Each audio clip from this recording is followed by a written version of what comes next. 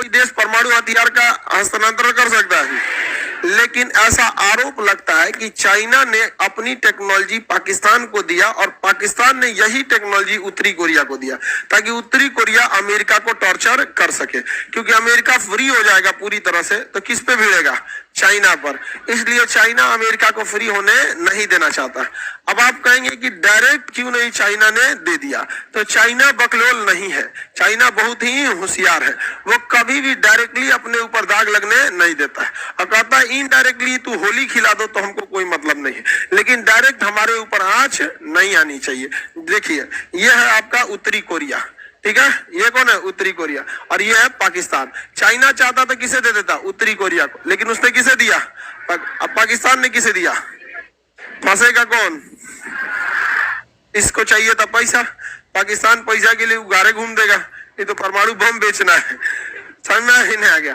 पाकिस्तान अजब टाइप का देश है, उसका अपना कोई अस्तित्व नहीं बचा है। तो चाइना नाभिकीय प्रसार संधि का उतना अच्छा से फॉलो नहीं करता है।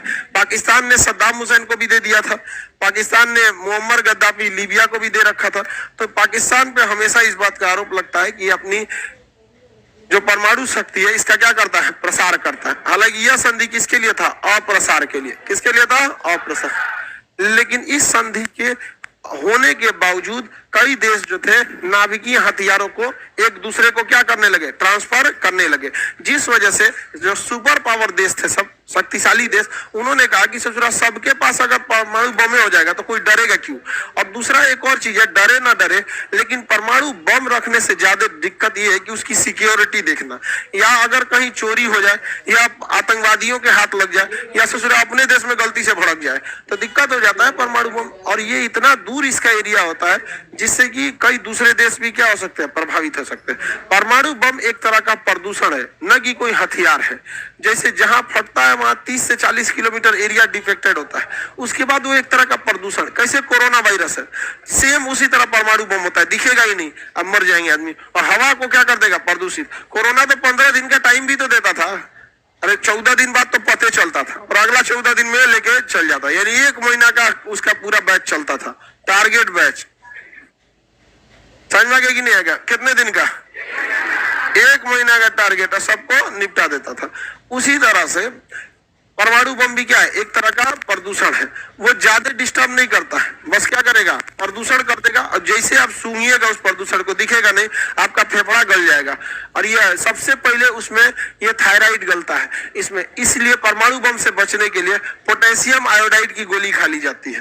पोटेशियम आयोडाइड सबसे पहले गला ही खराब कर देता है। यहाँ पर पोटेशियम आयोडाइड की गोली खा लेंगे तो प्रदूषण का प्रभाव बहुत ही कम देखने को मिलेगा, किसी को दिक्कत नहीं ना। तो ये जो ये एनपीटी था, ये धीरे धीरे फैलते जा रहा था, इसका कोई फायदा नहीं हो रहा था। और आपको पता है कि परमाणु जिस दिन आतंकवादियों के हाथ लग जाएगा तो भी दिक्कत। अगर ऐसे छोटे मोटे देश के पास लग जाएगा तो सोच रहा किसी को मार देंगे सब। अब जैसे श्रीलंका है, नेपाल है, इन लोग को विश्व राजनीति से मतलब नहीं है, अपने घरे भर रह जाते हैं लोग। तो बड़े लोगों के ऊपर जिम्मेदारियां भी होती हैं। जैसे अभी आप लोग बेरोजगार हैं, किसी से लड़ जाते होंगे, उल्टा सीधा बात कर देते होंगे, लेकिन जिस दिन आपको नौकरी लगेगी, बाल बच्चे वाले हो जाएंगे, एक सीनियर हो जाएंगे, तो उस दिन आप बातों को संभल के बोलेंगे। आज जितना आसानी से आप किसी को बोल देते होंगे, आपके पिताजी नहीं बोल पाते होंगे, क्योंकि जब जिम्मेदारी आएगी तभी आपको समझ में आएगा। अभी तो लड़का सब ऐसा उड़ता है सब जिसका कोई हद नहीं, और जितना लड़का ज्यादा उड़ता है ना, गारंटेड कहते हैं वो यहीं रह जाता है। आलतू फालतू चीज में जो ध्यान दिया उसको बर्बाद होना ठीक से एकदम। लेकिन क्या कर सकता है आदमी? लड़का फीस दे के पढ़ रहा है, भगा तो सकते नहीं हम, लेकिन पता रहता है कि एकरा रिजल्ट नहीं होगा, चक्कर पकड़ ज्यादा करेगा। तो बड़े देशों ने एक और संधि साइन करा लिया 1974 में, नाम रखा NSG, nuclear supplier group. NSG, nuclear supplier group, NSG. इसमें वर्तमान में कितने सदस्य? 48। मटेरियल में लिखा होगा 48 सदस्य। एनएसजी में कितने सदस्य? 48 सदस्य। देखिए परमाणु बम में कई सारे चीज लगते हैं, जिसमें सबसे बड़ा चीज होता है एनरिच यूरेनियम।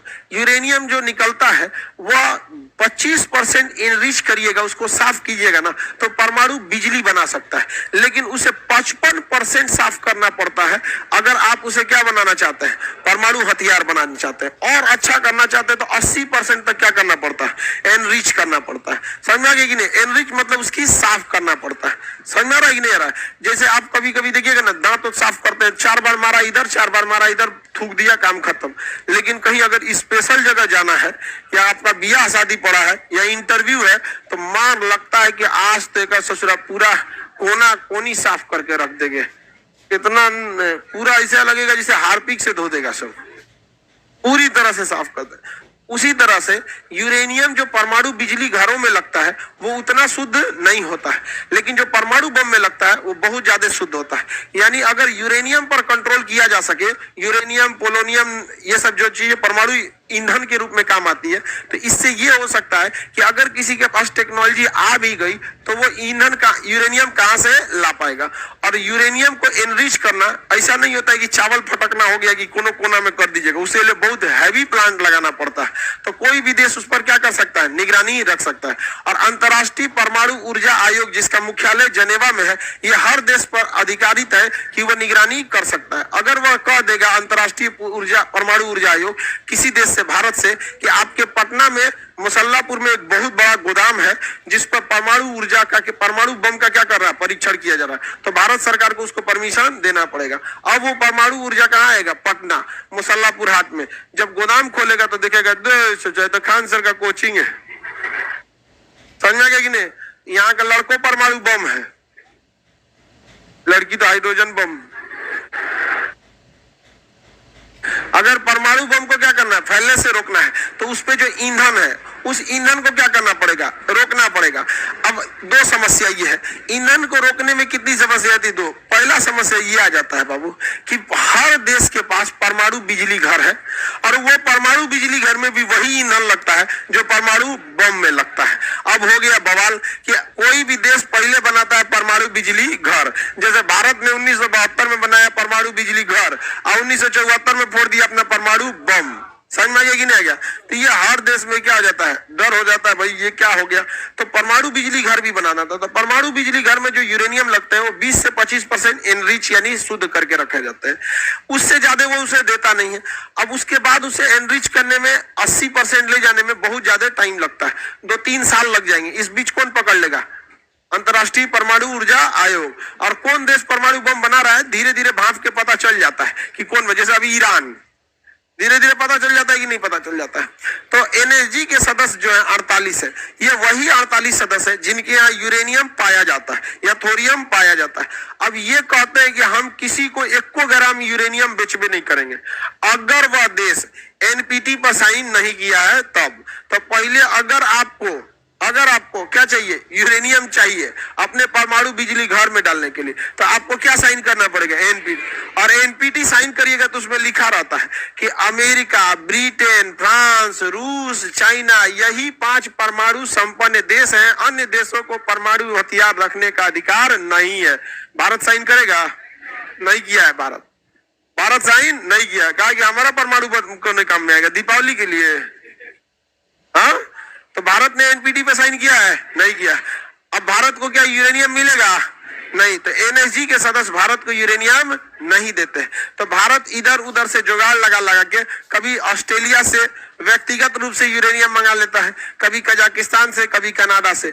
लेकिन भारत को इसमें क्या होना चाहिए, सदस्यता मिलनी चाहिए किसमें, एनएसजी में। लेकिन भारत को एनएसजी में सदस्यता नहीं है।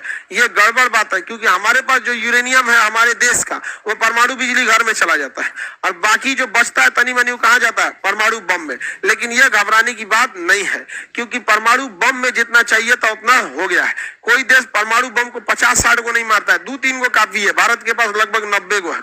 समझ में आ गया कि भारत के पास 90, पाकिस्तान के पास 115, चाइना के पास 150। समझ में आ गया कि नहीं? जरूरत कितना का है, 5-6 का। तो क्या जरूरत है उतना ज्यादा रखने बिना? हम लोग के पास कितना है, 90।